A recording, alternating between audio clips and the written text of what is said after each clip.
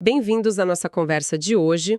Vamos mergulhar juntos num texto assim fundamental que abre o Novo Testamento, o Evangelho de Mateus. A gente tem aqui alguns trechos de um estudo, Mateus, o Evangelho do Rei Prometido, e a ideia é explorar por que esse evangelho é tão importante, sabe? Ver a estrutura dele e principalmente como ele mostra Jesus como o Messias, né? O rei esperado, especialmente para o pessoal judeu daquela época. Uma coisa que assim chama a atenção logo de cara é a organização. Mateus agrupa os ensinos de Jesus em 5 grandes blocos. Isso faz a gente pensar em Moisés, né? Nos 5 livros da Torá. E tem um tema que não para de aparecer: Reino dos Céus. Vamos tentar entender o que Mateus está querendo dizer com tudo isso, começando lá do comecinho mesmo, capítulo 1. Mateus já abre com a genealogia de Jesus. Pode parecer só uma lista de nomes, né? Mas é claro que ele está querendo provar um ponto ali, não é? Puxando a linha até Davi e Abraão. Exatamente. Não é só uma lista, é teologia pura desde o início. Ligar Jesus a Davi, o grande rei, e a Abraão, o pai da nação, isso é, assim, crucial. Para o leitor judeu da época, isso era como dizer, olha, presta atenção, isso aqui tem a ver com a nossa história, com as promessas que a gente espera. Mateus está, desde o começo, sabe, estabelecendo as credenciais de Jesus como Messias, como rei, e na linguagem deles. Faz todo sentido. E ele não perde tempo mesmo. Logo depois da genealogia, já conecta o nascimento de Jesus com a profecia lá de Isaías. Depois tem a visita dos magos, a fuga para o Egito, a volta. Cada passo parece mais uma profecia cumprida. É quase uma pressão para provar o ponto dele. Sem dúvida.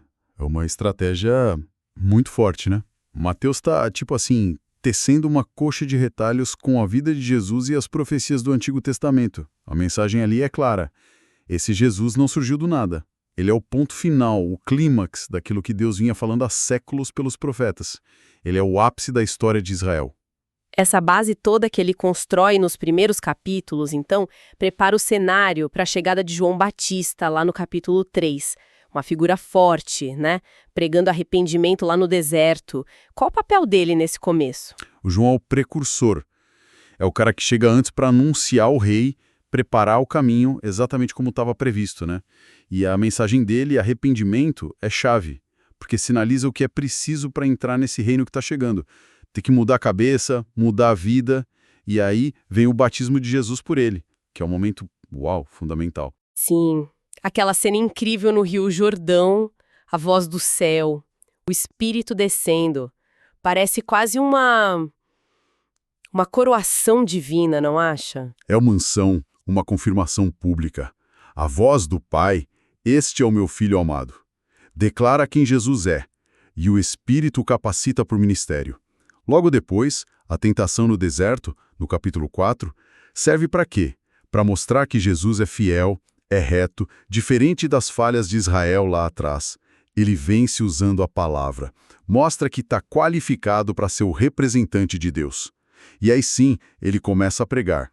Arrependam-se porque o reino dos céus está próximo. Essa é a base do ministério dele. E essa ideia do reino, que exige uma resposta tão radical, leva a gente direto para o coração dos ensinos de Jesus sobre como viver nesse reino. O famoso Sermão do Monte, capítulo 5 a 7, o primeiro daqueles 5 grandes discursos que a gente falou. E que discurso, hein? As bem-aventuranças que viram o mundo de cabeça para baixo, o chamado para ser sal e luz, a forma como ele reinterpreta a lei, Jesus não alivia não, pelo contrário. Isso é muito interessante. Ele fala claro, não pensem que vim acabar com a lei ou os profetas, não vim acabar, mas cumprir. O que isso quer dizer na prática? Ele tá subindo a régua? Exatamente isso. Ele está mostrando que a justiça que Deus quer vai muito além do que a gente faz por fora. Tem a ver com a motivação, lá dentro, no coração. O assassinato começa na raiva, o adultério começa no olhar. Ele manda amar os inimigos, orar como o Pai Nosso, buscar primeiro o reino. É como se fosse a constituição desse reino, definindo uma ética que vai fundo na Torá e até além. E essa estrutura dos 5 discursos que lembra Moisés, Mateus está realmente colocando Jesus como a autoridade final em termos de lei. Olha, É uma interpretação muito forte e bem provável. Apresentar Jesus como um novo Moisés é dizer que ele traz a revelação completa da vontade de Deus. Se Moisés entregou a lei no Sinai, Jesus entrega a lei do reino no Sermão do Monte e nos outros discursos. A autoridade dele é definitiva. E logo depois desse super bloco de ensinamentos dos capítulos 5 a 7, Mateus mostra Jesus botando essa autoridade em prática, né? Nos capítulos 8 a 10, é uma sequência de milagres, assim, impressionante. Sim, e não é por acaso. É como se Mateus dissesse: viram o que ele ensinou, agora vejam o que ele faz. As curas, né? Leprosos, paralíticos, a expulsão de demônios, acalmar a tempestade até ressuscitar a filha de Jairo. São demonstrações bem concretas de que o reino dos céus não é só discurso, é poder agindo. São, tipo, sinais de que a autoridade de Deus está invadindo a nossa realidade que está quebrada e trazendo restauração. Precisamente.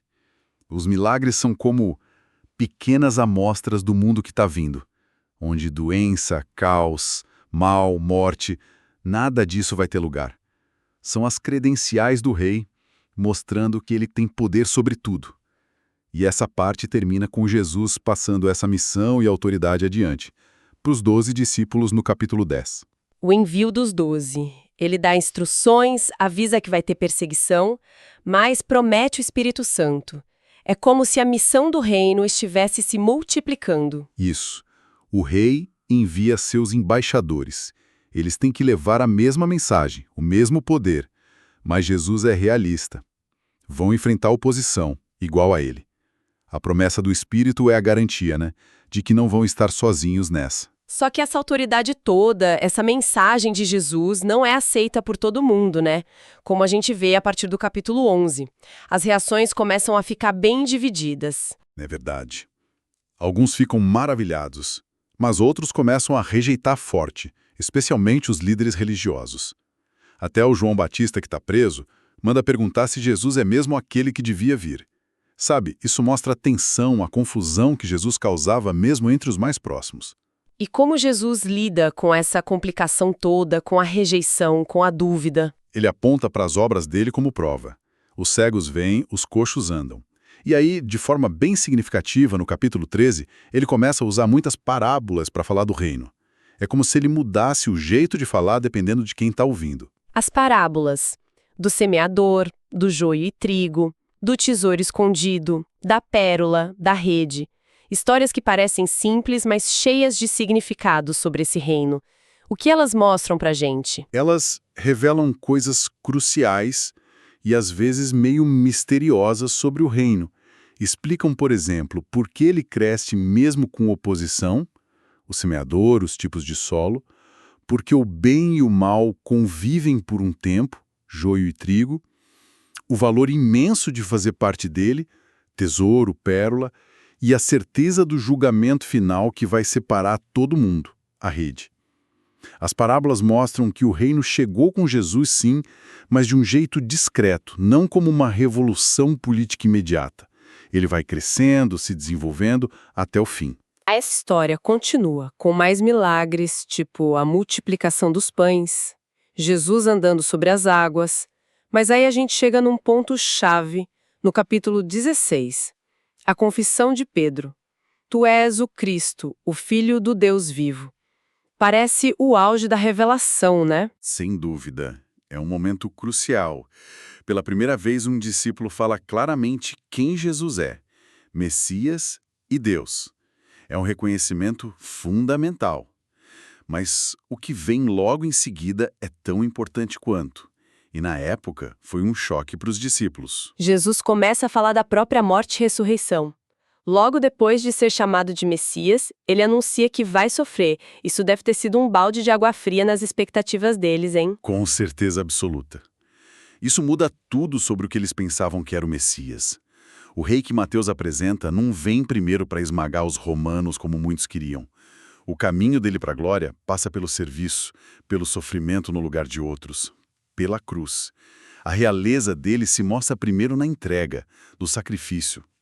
Essa tensão, sabe, entre quem ele é e o caminho de sofrimento vai marcar todo o resto do evangelho. Entendi.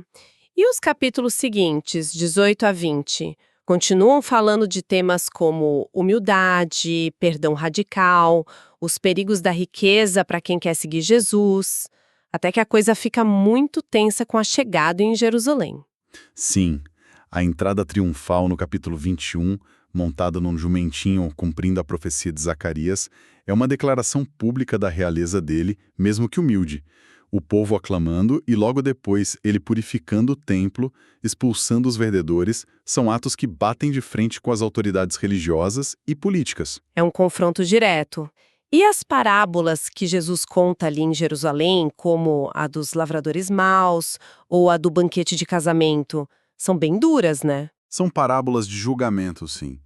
Elas mostram a rejeição dos líderes judeus ao Filho de Deus e apontam uma consequência séria.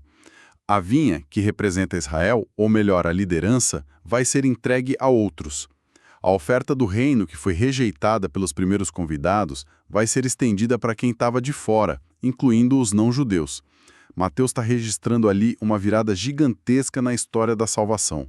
Essa tensão toda chega ao máximo no discurso do Monte das Oliveiras, capítulos 24 e 25. É o último grande bloco de ensino focado no futuro, no fim dos tempos. Isso, é um discurso escatológico. Jesus fala dos sinais da vinda dele, da destruição de Jerusalém, que ia acontecer décadas depois, mas fala principalmente sobre a necessidade de os discípulos ficarem vigilantes, fiéis nesse período entre a partida dele e a volta gloriosa. As parábolas das 10 virgens e dos talentos reforçam isso, né? Essa coisa de estar pronto e ser responsável. Não é para ficar adivinhando data, mas para saber como viver agora. Exatamente. O foco não é ficar curioso sobre o futuro, mas ser responsável no presente. Como é que os seguidores do rei devem viver e cuidar do que receberam enquanto esperam ele voltar? Com prudência, como as virgens que tinham óleo, e com diligência, como os servos que fizeram os talentos render. É um chamado para agir e perseverar com fé. E aí, a gente chega nos capítulos finais, 26 a 28. A narrativa da paixão, morte e ressurreição. Mateus descreve a última ceia, a traição, a agonia no Getsêmani, os julgamentos, a crucificação. É um relato pesado e intenso. Muito intenso. E mesmo ali, Mateus continua mostrando como as Escrituras estavam se cumprindo. A prisão, o abandono dos discípulos, a zombaria, o sofrimento. Ele vê a mão de Deus guiando tudo, mesmo através da maldade humana, para cumprir o plano. A morte do Messias não foi um acidente. Foi um sacrifício necessário que já estava previsto. Mas a morte não é o fim da história. O capítulo 28 vira essa página de um jeito espetacular com a ressurreição. O túmulo vazio, o anjo falando com as mulheres, Jesus aparecendo. A ressurreição é a prova final. É Deus dizendo sim para a vida, para a obra, para a identidade de Jesus. É a prova de que ele era quem dizia ser, o Filho de Deus, vitorioso sobre o pecado e a morte. E é esse poder da ressurreição que dá a base para tudo que vem depois. E o que vem depois são as últimas palavras de Jesus, a grande comissão. Vão, portanto, e façam discípulos de todas as nações. Isso parece um final surpreendente para um evangelho que se esforçou tanto para mostrar Jesus como o Messias de Israel, né? É um final que abre tudo, universalista. O rei Messias de Israel agora manda seus seguidores para o mundo inteiro. A missão não fica mais só em Israel, vira global. Fazer discípulos de todas as nações, batizando, ensinando a obedecer a tudo que ele mandou. E a promessa final é a chave de tudo. Eis que estou com vocês todos os dias até o fim dos tempos. O Rei ressuscitado promete estar junto para capacitar essa missão mundial. Então, resumindo, Mateus nos apresenta Jesus de uma forma muito forte como esse rei Messias prometido, aquele que cumpre as Escrituras, o novo Moisés que traz a lei definitiva do reino dos céus. Esse reino já chegou com ele, mostrou seu poder, mas ainda espera sua manifestação final completa. Perfeito. E o chamado que está ali em todo o Evangelho é para que a gente se torne cidadão desse reino.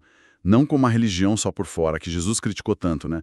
Mas com uma transformação por dentro, um coração que busca a justiça de verdade, o amor radical, a obediência ao rei. É um chamado para viver hoje sobre o governo de Cristo. Para a gente terminar, fica aqui uma provocação para a nossa reflexão. Mateus se dedicou tanto a provar para um público judeu que Jesus era o Messias deles, o cumprimento das promessas deles. Como é que essa ordem final de Jesus, de levar a mensagem para todas as nações, mexe com a nossa forma de entender a natureza e o alcance desse reino? O que isso significou para os primeiros leitores e o que significa para nós, que viemos depois de tantas outras nações? Fica aí para a gente continuar pensando.